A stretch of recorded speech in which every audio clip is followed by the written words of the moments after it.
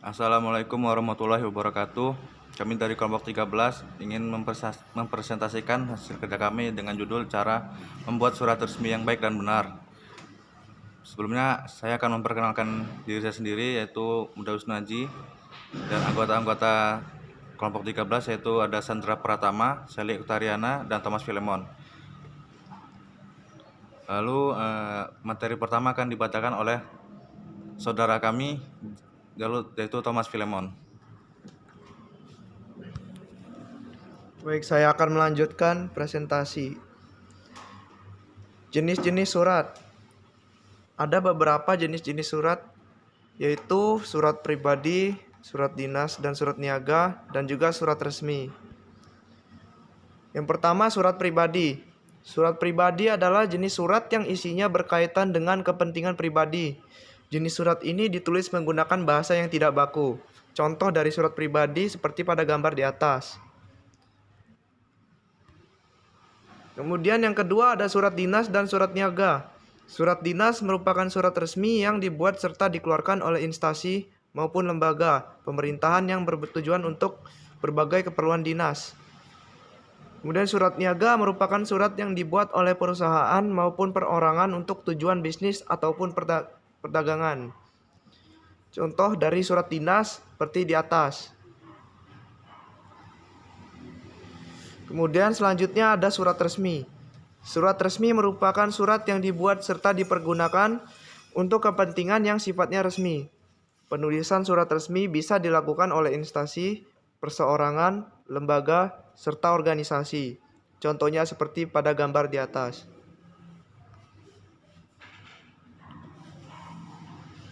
Kemudian cara-cara untuk membuat surat resmi yang baik dan benar. Yang pertama, pada bagian kepala surat. Dalam setiap surat resmi harus terdapat kepala surat atau yang bisa disebut juga dengan kop surat. Hal ini karena kop surat menunjukkan identitas lembaga organisasi pembuat surat. Seperti pada gambar di atas, kop surat merepresentasikan lembaga yaitu SDN Tangerang 15. Kemudian jika surat tersebut dari perusahaan bisa juga ditambahkan macam usaha, bidang kegiatan, nomor izin usaha. Fungsi dari kop surat ini adalah untuk penanda nama dan alamat kantor instansi, memberi informasi tentang bidang usaha, jenis kegiatan, dan sebagai sarana pengenalan lembaga pada khalayak. Kemudian pada bagian tanggal surat adalah bagian yang terdapat keterangan yang menjelaskan lokasi serta kapan ditulisnya surat tersebut. Apabila lokasi penulisan surat sudah tercantum pada kop surat, maka tidak perlu ditulis kembali. Cukup tanggalnya saja. Seperti pada contoh di atas, surat ditulis di Jakarta pada 26 Februari 2021. Kemudian nomor surat. Sebagai catatan untuk arsip harus memiliki nomor surat. Setiap lembaga biasanya memiliki sistem penomoran surat masing-masing. Penomoran mempermudah pencatatan dan kategorisasi administrasi arsip surat. Kemudian presentasi akan dilanjutkan oleh rekan saya yaitu Sally.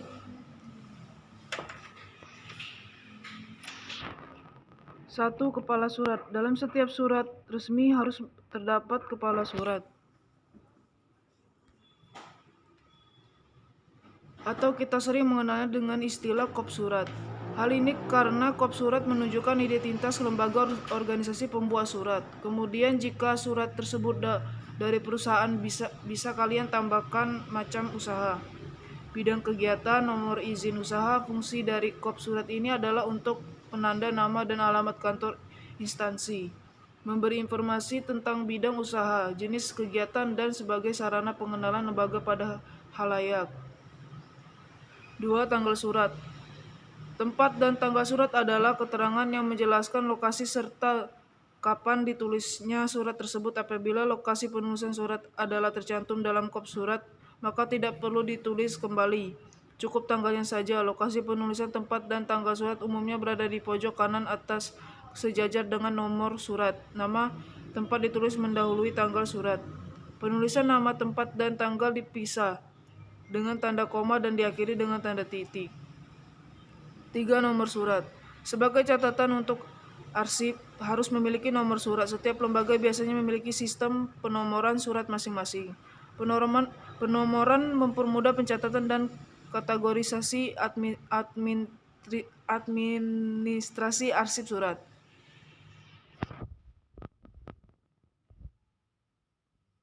4. Lampiran.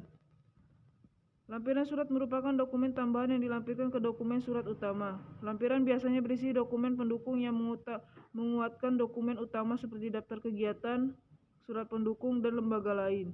Laporan keuangan lebih mendetail dan lain sebagainya. 5. Hal atau perihal. Hal atau perihal merupakan maksud atau tujuan singkat yang memuat perkara dibuatnya surat.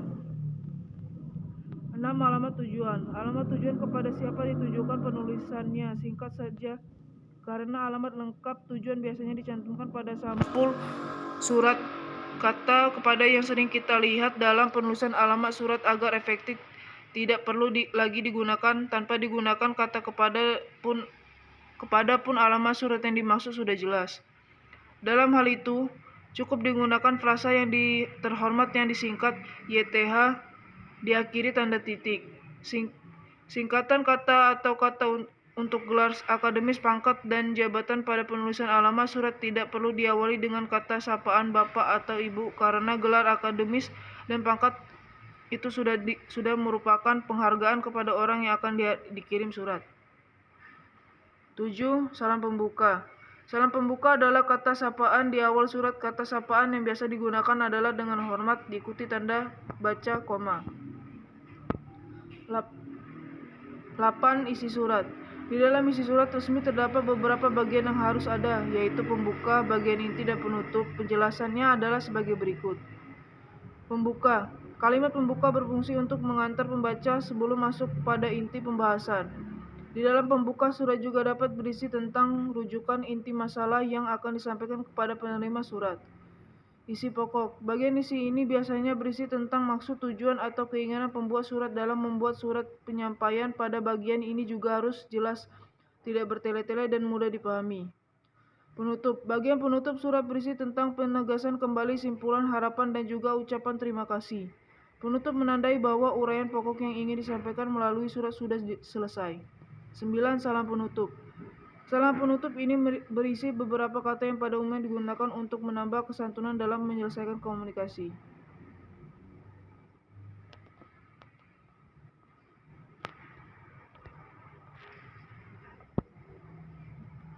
10. Nama jabatan dan tanda tangan. Surat dinas akan sah jika terdapat pada tangan pejabat yang berwenang seperti pemegang pemimpin suatu instansi, lembaga, atau organisasi. 11. Tembusan. Tembusan merupakan bagian surat yang dipakai untuk menunjukkan adanya pihak atau orang lain yang juga menerima surat tersebut selain penerima surat, atau jika surat tersebut perlu diketahui juga oleh pihak lain yang mendapat tembusan surat. Contoh surat resmi untuk berbagai kepentingan. 1. Contoh surat resmi sekolah. 2. Contoh surat resmi perusahaan. 3. Contoh surat resmi dinas. 4. Contoh surat resmi undangan. Sekian presentasi dari kami. Kami di sini membuka sesi pertanyaan, yang mana sesi pertanyaan itu kami batasi hanya 3 pertanyaan saja. Mohon maaf bila ada kekurangan. Saya akhiri, wabillahi taufiq wal hidayah. Wassalamualaikum warahmatullahi wabarakatuh.